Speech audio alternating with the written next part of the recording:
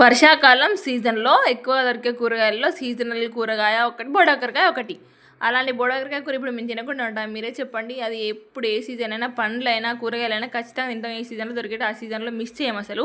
ఇప్పుడు ఆ బొడాకరకాయ కూర ఎలా వండుతున్నానంటే, ముందుగా ఒక కడాయి తీసుకొని 4 స్పూన్ల ఆయిల్ వేసుకొని దాంట్లో పోపు గింజలు, అలాగే పచ్చిమిర్చి, ఉల్లిపాయ, పసుపు వేసుకొని చక్కగా ఫ్రై అయిన దాకా వరకు ఉంచుకొని, ఇప్పుడు కట్ చేసి పెట్టుకున్న బొడాకరకాయ ముక్కల్ని దాంట్లో వేసుకొని ఈ ఆయిల్ అంతా పట్టేలాగా మంచిగా కలుపుకోవాలి. మంచిగా కలుపుకున్నాక ఒక 10 నిమిషాల పాటు ఉడికించుకోవాలి. అందులో ముందుగానే ఒక స్పూన్ వరకు ఉప్పు వేసుకుంటే చక్కగా ఉడికిపోతుంది.